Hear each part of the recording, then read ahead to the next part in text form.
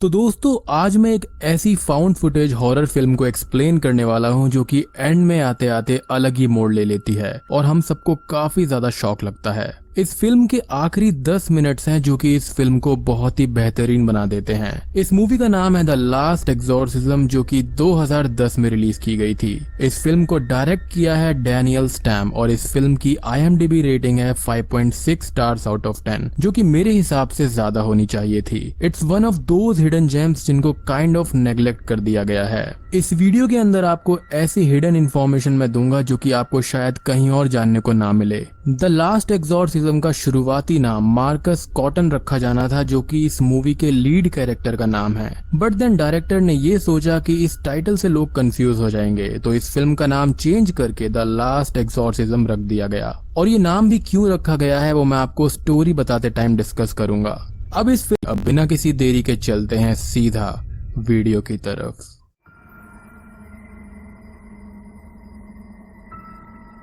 Film की शुरुआत होती है रेवरेंड कॉटन मार्कस को दिखाते हुए जो कि बैटन रूज लुइसियाना में अपनी बीवी शैना और डिसेबल्ड बेटे जस्टिन के साथ रहता है। मार्कस का बेटा ठीक से सुन नहीं सकता था। मार्कस पेशे से एक प्रीचर था जिसके फैमिली में सभी लोग बहुत सालों से एक्सॉर्सिज्म को परफॉर्म करते आ रहे थे। उनके पास होर्तस डैलिकरम नाम की एक किताब भी थी जो कि दुनिया में बस कुल मिलाकर 20 थी। इस किताब के अंदर हर तरह के डीमंस के बारे में और उनको दूर करने के तरीकों के बारे में लिखा गया था। खैर यहाँ पर मार्कस एक एक्सॉर्सिज्म एक्सपोज करने की डॉक्यूमेंट्री बनाने के लिए रेडी हो जाता है जिसके डायरेक्टर थे आयरस रीसन और कैमरामैन डैनियल मॉस्कोविट्ज। मार्कस ये डॉक्यूमेंट्री बनाने के लिए इसलिए तैयार था क्योंकि वो कहता है कि ये सब एक झूठ है और वो लोगों को मेंटली ठीक करता है क्योंकि एट लास्ट उसको भी ब्रेड बटर कमाना है, मीनिंग पैसा फॉर हिज फैमिली। वो बस लोगों को वही दिखाता है जिस पर वो बिलीव करते हैं और फिर वो ठीक हो जाते हैं as they got what they wanted. Marcus का कहना था कि लोग पजेस नहीं होते बट वो बस सोचते हैं कि डीमन ने उनको पजेस किया है और वो इनेक्ट करके उनको भरोसा दिला देता है कि डीमन ने उनका शरीर छोड़ दिया है और बस वो ठीक हो जाते हैं। बेसिकली वो साइंस बिलीवर था। अपने पिता के कहने पर वो प्रीचर बना बट असल में उसको स्क्रीन प्लेज लिखना पसंद था। He was an artist. जब मार्कस ने ये सुना कि एक्सॉर्सिज्म के दौरान एक डिसेबल्ड मासूम बच्चे विक्टर की जान चली गई है तो उसका भरोसा गॉड से उठ गया था क्योंकि उस बच्चे में उसको अपना बेटा जस्टिन नजर आया था। तो उसका ये कहना था कि वो डॉक्टर्स और साइंस की मदद से अपने बेटे को बचा पाए हैं, ना कि गॉड की मदद से। तब से वो बस एक्सॉर्सिज्म करने का नाटक करता आ रहा था। और एक बात और थी कि वेटिकन्स ने एक एक्सॉर्सिज्म करने की एकेडमी भी खोल ली थी जो कि मार्कस को ठीक नहीं लग रहा था। एंड देन उसने डिसाइड किया कि अब वो एक्सॉर्सिज्म नहीं करेगा और ये डॉक्यूमेंट्री जो है वो उसका आखिरी एक्सॉर्सिज्म होगा। डॉक्यूमेंट्री के तहत वो लास्ट टाइम ये चीज साबित करना चाहता था कि ये सब बकवास है और डीमंस जैसा कुछ भी नहीं होता क्योंकि ही नेवर एनकाउंटर्ड वन। अब इस फिल्म का नाम द लास्ट एक्सॉर्सिज्म इसलिए ही रखा गया है क्योंकि ये मार्कस का लास्ट एक्सॉर्सिज्म होता है। अब वो अपने आए हुए कुछ लेटर्स को लेता है और बताता है कि जिस लेटर को वो चुनेगा वो सब वहीं की डॉक्यूमेंट्री शूट करेंगे। तो उसके हाथ में एक लेटर लगता है जो कि था आइवनवुड लुइसियाना से और लुइस स्विट्जर नामक व्यक्ति ने ये लिखा हुआ था कि उसकी बेटी को डेविल ने पजेस किया है और वो उसकी मदद चाहते हैं। ये तीनों सीधा निकल पड़ते हैं लुइस के फार्म हाउस की तरफ जहां जाते समय मार्कस डॉक्यूमेंट्री टीम को ये बताता है कि इस जगह पर सब लोग सुपरस्टिशियस हैं और उनसे बात करने पर वो सब कुछ न कुछ जरूर बताएंगे। तो वहाँ पर वो 2-3 लोगों से बात करते हैं तो वो उनको ये बताते हैं कि यहाँ पर फेमस कल्ट है जो कि डेविल की पूजा करता है और रोड के एंड में जो जगह है वहाँ पर हेल का गेट है ऐसा बताया जाता है। आयरस और डैनियल को मार्कस की बातों पर यकीन होने लगता है एज जो उसने कहा था वही लोगों ने बताया था। खैर अब लुइस के फार्म हाउस का रास्ता पूछते समय एक लड़का उनको मिलता है जो कि उनको वापस जाने को बोलता है और गुस्से में उनकी कार पर पत्थर भी फेंक देता है। बट थैंकफुली वो लुइस के फार्म हाउस पर पहुंच जाते हैं लेकिन वो कैमरा को देखकर डर जाता है क्योंकि यहाँ के लोग कैमरा से थोड़ा डरा करते थे। मार्कस किसी तरह से लुइस को कैमरा के बारे में समझा देता है और वो रिकॉर्ड करने के लिए मान जाता है जिस दौरान हम वहाँ पर उसी लड़के को आता हुआ देखते हैं जिसने इनकी कार के ऊपर पत्थर फेंके थे जो कि कोई और नहीं बल्कि लुइस का बेटा केलब था। अब यहाँ पर मेन चीज ये थी कि ये सब यहाँ पर आए किस लिए थे। तो लुइस की बेटी नेल को एक डेविल ने पजेस किया था ऐसा लुइस का मानना था। केलब इस चीज के सख्त खिलाफ था ऐसा नजर आता है। अब यहाँ पर मार्कस लुइस और नेल से काफी सारे इंफॉर्मेशन लेता है जो कि इस प्रकार है। लुइस उनको अपने फार्म हाउस के कई सारे जानवरों को दिखाता है जिनको किसी ने जान से मार दिया था और ये किसी और ने नहीं बल्कि नेल ने किया था। बट नेल को इन चीजों के बारे में कुछ भी याद नहीं था। इट वॉज लाइक कि वो डीमन को खुश करने के लिए ये सब कर रही थी। अब ये सब यहाँ पर नेल से बात करने के बाद में ये जान पाते हैं कि उसकी माँ डेले का काफी समय पहले ही देहांत हो गया था, जिसके कारण केलब को गॉड से नफरत हो गई थी। लुइस ने अपनी बीवी के मरने के बाद नेल को होम एजुकेशन ही दी थी, लेकिन वो हर संडे को उसको लोकल चर्च में एक पेस्टर मैनले नामक व्यक्ति के पास जाने देता था, जहाँ पर वो रिलीजियस म्यूजिक के अलावा भी काफी ज्यादा चीजें सिखाया करता था, जो कि उसको अच्छी नहीं लगी और फिर उसने नेल को बिल्कुल ही बाहर जाने से रोक दिया।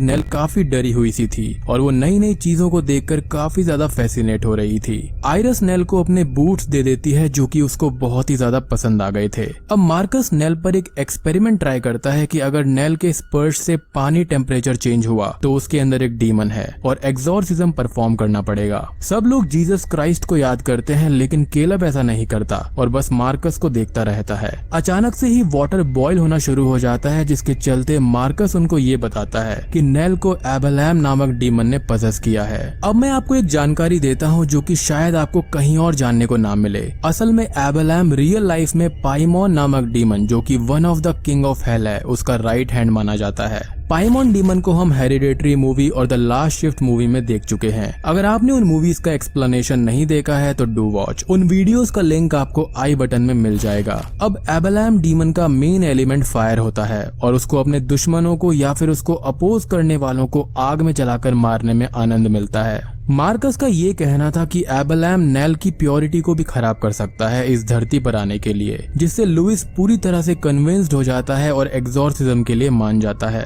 बट तभी वहाँ पर केलेब मार्कस के पास आता है और ये बताता है कि वो जानता है कि वो फ्रॉड है और उसने पानी को बॉईल करने के लिए उसमें कुछ डाल दिया था और अब वो बिल्कुल भी चिंतित नहीं है। वो उसके साथ है, उसको जो करना है आराम से करे, पैसे ले और यहाँ से चला जाए। और ये बात बिल्कुल सच थी, क्योंकि मार्कस ने ही उस पानी के अंदर एक केमिकल डाला था जिससे वो बॉईल होना स्टार्ट हो गया था। अब एक्सॉर्सिज्म की शुरुआत होती है और आई वुड से कि नकली एक्सॉर्सिज्म की। मार्कस नेल को बेड पर लिटा देता है और उसने स्पीकर्स के जरिए fake demon voices, fake electrical rings, fake cross तैयार कर लिया था, जिससे सबको ऐसा लगे कि उसने डीमन को हरा दिया है। और इस डीमन को हराने में होली क्रॉस तक से धुआं निकल गया, जबकि वो सब एक ट्रिक थी। अब यहाँ पर नेल भी काफी अच्छा फील करने लगती है और बस मार्कस अपनी डॉक्यूमेंट्री टीम के साथ पैसे लेकर पास के ही होटल में चला जाता है, जो कि वहाँ से 5 to 6 माइल्स दूर था। डॉक्यूमेंट्री टीम को यहाँ पर यकीन हो जाता है कि ये सारे एक्सॉर्सिज्म फेक हैं और ये सब एक दिमागी बीमारी होती है। लेकिन उसी रात हम ये देखते हैं कि समहाउ नेल अपने आप ही उनके होटल में आ जाती है, जो कि दिखने में पजेस्ड लग रही थी। आयरस उसको शांत करने की कोशिश करती है तो वो उसी के साथ में इंटीमेट होने की कोशिश भी करती है। उसको अचानक से ही हॉस्पिटल में ले जाया जाता है, क्योंकि मार्कस अपना पॉइंट क्लियर करना चाहता था कि नेल मानसिक रोगी है, ना कि पजेस्ड है। हॉस्पिटल में पूरी रात नेल को अंडर ऑब्जर्वेशन में रखा जाता है और नेक्स्ट डे उसके पिता वहां पर आते हैं, लेकिन उन सभी को ये पता चलता है कि फिजिकली नेल बिल्कुल सही सलामत है और कोई भी इश्यूज उसके साथ में नहीं है।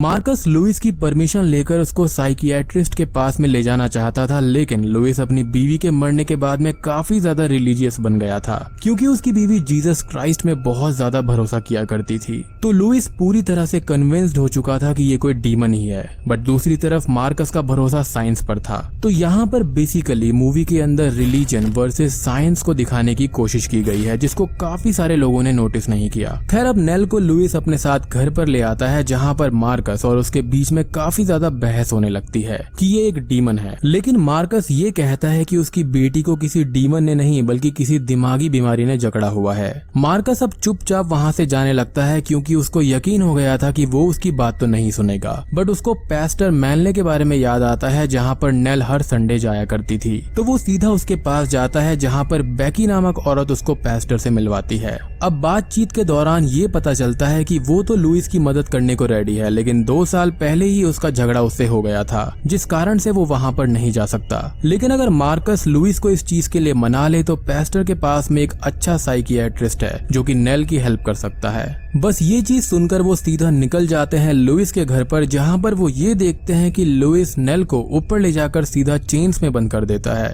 क्योंकि उसने गुस्से में अपने भाई केलब के चेहरे पर चाकू से वार कर दिया था। केलब लेटर में एक चीज लिख कर देता है कि don't let him be with her, और बस मार्कस इस चीज को पढ़कर लुइस को कन्विंस करता है कि वो नेल का ध्यान रखेंगे, वो केलब को बस हॉस्पिटल ले जाए, और ठीक ऐसा ही होता है। अब मार्कस और उसकी टीम नेल को जंजीरों से आजाद कर देते हैं और फिर वो सब आराम करते हैं। लेकिन उसी रात घर में कुछ हलचल होती है, जिस दौरान वो सब किसी बच्चे की रोने की आवाज को सुनते हैं। पर उसी वक्त वो नेल को हॉलवे में खड़ा हुआ देखते हैं और नेल सीधा बाथरूम की तरफ जाती है, जहां पर वो एक बेबी डॉल को पानी में डुबाने की कोशिश कर रही थी और वो लैटिन भाषा में कुछ बोल रही थी, जो कि पॉसिबल नहीं था क्योंकि उनके घर में कोई भी लैटिन भाषा नहीं जानता था। अब यहाँ पर मार्कस को थोड़ा सा शक होने लगता है कि शायद से वो पजेस्ड हो सकती है। अब वो सब रूम के अंदर जाते हैं, जहाँ पर वो एक कैट की फोटो को देखते हैं जो कि मर चुकी है और पूरी पेंटिंग में खून ही खून फैला हुआ था। उसी रात नेल उठती है और बस इनका कैमरा उठाकर ड्रेसिंग टेबल के सामने अपने फेस को डिस्टॉर्ट करने की कोशिश करती है और सीधा अपने पिता के बार्न में जाती है, जहां पर वो एक सफेद बिल्ली को इसी कैमरा से बुरी तरह से मार देती है, जस्ट लाइक हर पिक्चर। अब ये सीन डायरेक्टर ने इस तरह से इसलिए शूट किया है ताकि हम व्यूअर समझ सके कि नेल अंदर से कैसा फील कर रही होगी। अब नेल कैमरा वापस लेकर मार्कस को मारने के लिए आ ही रही थी कि तभी वहां पर आइरस और डैनियल आकर उसको रोक लेते हैं, जिससे मार्कस की जान बच जाती है।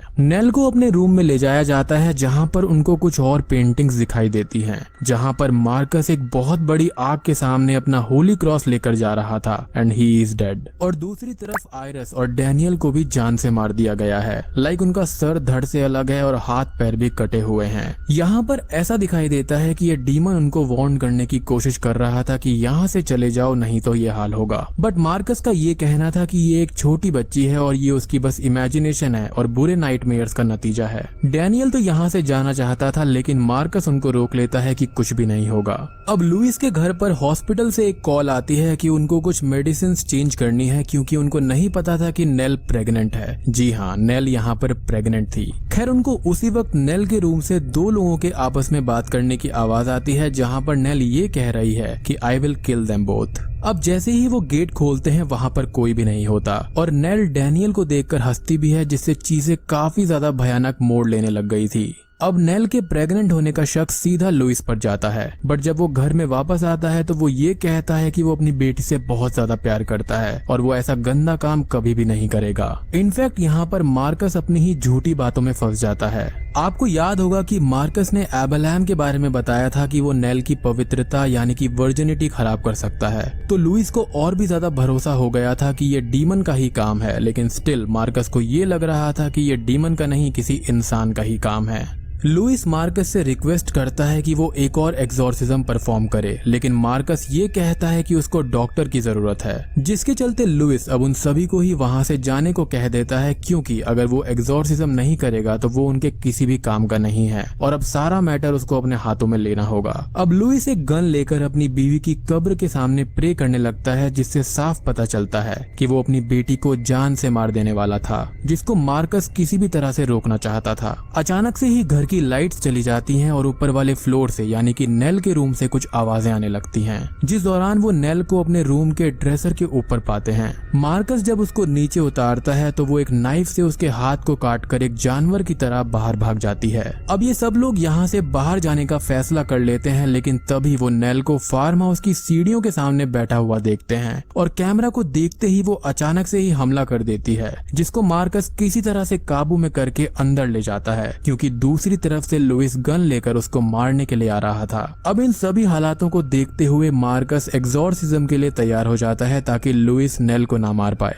मार्कस गॉड से मदद के लिए गुहार लगाता है और वो सीधा उस बार्न में जाता है जहां पर नेल ने उस बिल्ली को जान से मार दिया था। वहां पर वो उसका एक्सॉर्सिज्म परफॉर्म करता है, लेकिन तभी नेल अचानक से ही अपनी नेक को मोड़ने लगती है और वो खुद को बैकवर्ड्स बेंड कर देती है, ये कहते हुए कि वो डीमन एबेलैम है। मार्कस अब बाइबल के वर्सेस को रीड करने लगता है, जिससे तंग आकर नेल के अंदर का डीमन ये बोलता है कि वो बस अगर 10 सेकंड्स तक शांत हो जाए तो वो नेल का शरीर छोड़ देगा। लेकिन ये डीमन एक एक करके नेल की उंगलियां तोड़ने लगता है, जिससे सब डर जाते हैं और डीमन से किया हुआ वादा भी टूट जाता है, तो वो नेल का शरीर नहीं छोड़ता। अब यहाँ पर ये डीमन कुछ शहरी वर्ड्स बोलता है, जिससे मार्कस को ये यकीन हो जाता है कि डीमंस को ये भाषा नहीं आती, जिससे इन सबको ये पता चल जाता है कि नेल पजेस्ड नहीं है और बस ये एक दिमागी बीमारी है। अचानक से ही नेल ठीक हो जाती है और मार्कस अब बाइबल के वर्सेस को रीड करने लगता है, जिससे तंग आकर नेल के अंदर का डीमन ये बोलता है कि वो बस अगर 10 सेकंड्स तक शांत हो जाए तो वो नेल का शरीर छोड़ देगा।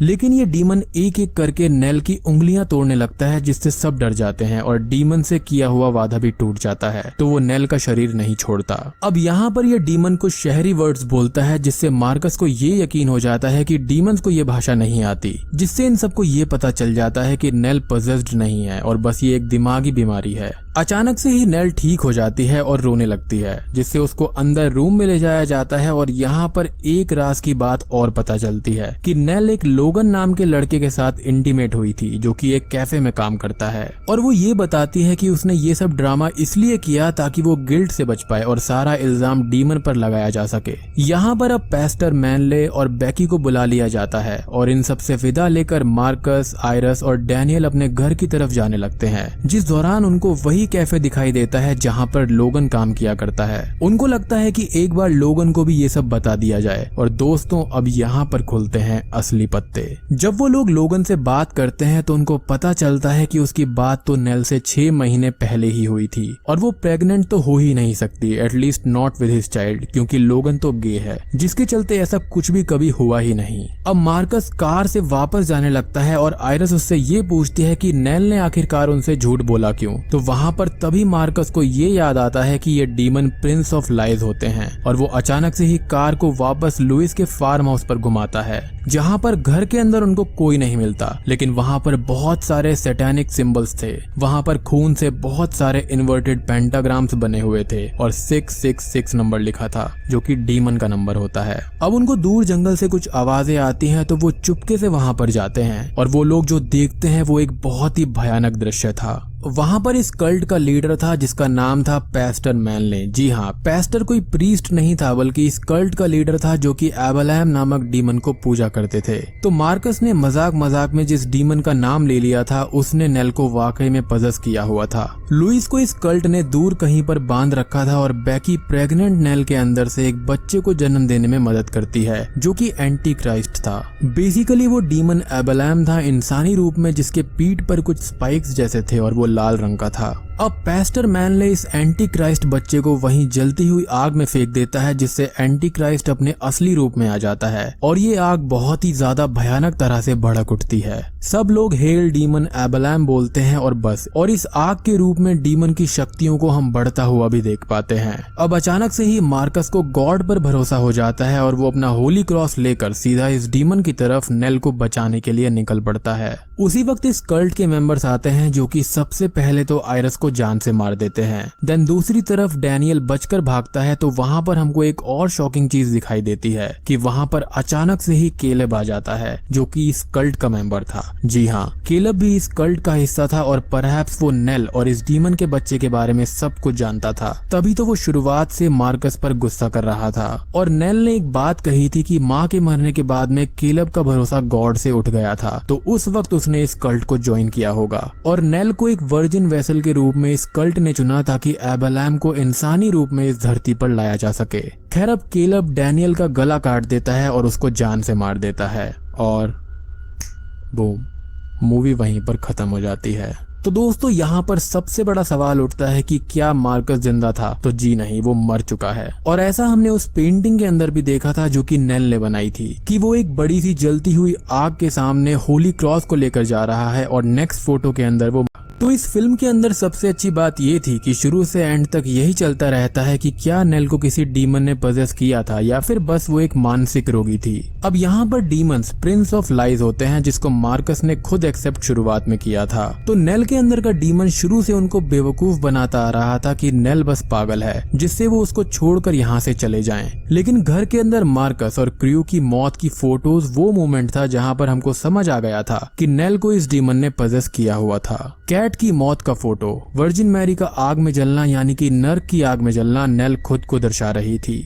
फिर एंड में जब उन्होंने लोगन से बात की थी तो वहां पर तो बिल्कुल ही साफ हो गया था कि हाँ, नेल वाकई में किसी डीमन के काबू में थी। दूसरी तरफ मुझे ऐसा लगता है कि नेल रोज रात को चुपके से इस घर से भागकर पैस्टर मैनले के पास जाती होगी with the help of Caleb, ताकि इस डीमन को धरती पर लाया जा सके। लाइक इस डीमन ने उससे ये सब करवाया होगा। यहाँ पर मेरी पर्सनल थ्योरी ये कहती है कि पैस्टर मैनले ने डीमन एबेलैम को अपने अंदर आने दिया होगा और उसी ने नेल को प्रेग्नेंट किया। और ऐसी सेम चीज हम रोज मैरीज बेबी मूवी में देख चुके हैं। Watch that iconic movie as well, already explained है, link is in the description. अब इस फिल्म के डायरेक्टर रोज मैरी बेबी और द थिंग मूवी से काफी इंस्पायर्ड हुए थे और द थिंग मूवी के दोनों पार्ट्स मैंने ऑलरेडी एक्सप्लेन किए हुए हैं। इन सभी मूवीज का लिंक आपको ऊपर आई बटन और डिस्क्रिप्शन में मिल जाएगा। अब इस मूवी की भी एंडिंग काफी सारे लोगों को एम्बिगुअस और ओपन लगी कि यहाँ पर नेल को क्या वाकई में किसी डीमन ने पजेस किया था या फिर नहीं। बट मेरे हिसाब से यहाँ पर एम्बिगुअस एंडिंग का कोई भी मतलब नहीं बनता, क्योंकि एंड में ये बात साफ पता चल जाती है कि हाँ, नेल को किसी डीमन ने पजेस किया था। और शुरुआत में कई सारे लोगों ने ये भी कहा था कि यहाँ पर एक कल्ट है जो कि डेविल को पूछता है और हेल का दरवाजा एंड के फार्म हाउस के पास है, तो वो लुइस के फार्म हाउस की ही बात कर रहे थे।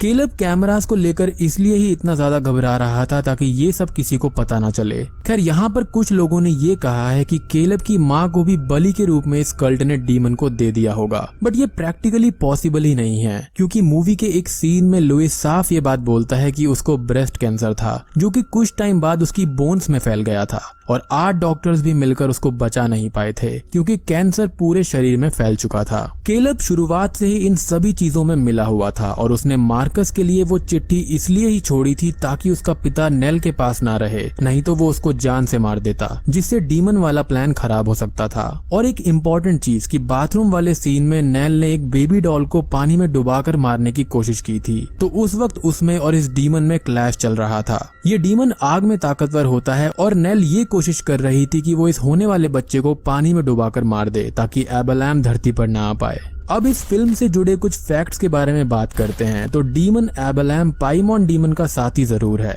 और बाकी सारी चीजें इस फिल्म में जो दिखाई गई हैं वो फिक्शनलाइज्ड करी गई हैं, यानी कि बनावटी हैं। फिल्म को शुरू में कॉटन नाम दिया जाना था, लेकिन स्ट्रेंज टाइटल के चलते इसको द लास्ट एग्जॉर्सिज्म नाम दे दिया गया। सेकंड टाइम एग्जॉर्सिज्म करते समय नेल ने खुद को बैकवर्ड्स बेंड किया था, तो वो कोई CGI मूव नहीं था, वो एक्ट्रेस की फ्लेक्सिबिलिटी थी और वो एक असली सीन था जिसको लास्ट मिनट में शूट किया गया था। यह फिल्म लास्ट के फायर वाले सीन को छोड़कर पूरी तरह से CGI फ्री है, which makes it so special to me, very original. और एक आखिरी फैक्ट कि नेल को इस पूरे फिल्म के अंदर नंगे पैर शूट करना था, लेकिन इंश्योरेंस कंपनी ने ये कहा कि वो उसकी फीड को इंश्योरेंस नहीं देंगे, जिसके चलते वो बूट्स वाला सीन ऐड किया गया था और नेल को बूट्स दिए गए थे एंड पूरे time different kind of boots का इस्तेमाल किया गया था, इफ यू हैवंट नोटिस्ड। तो दोस्तों, ये थी द लास्ट एग्जॉर्सिज्म की Hindi explanation with lot of hidden details. उम्मीद करता हूँ कि आपको ये पसंद आई होगी और पसंद आई है तो वीडियो को लाइक करें फॉर सेकंड पार्ट कि आखिर नेल के साथ में क्या हुआ। चैनल पर नए हैं तो सब्सक्राइब कर दीजिए, क्योंकि बहुत ही धांसू कंटेंट आने वाला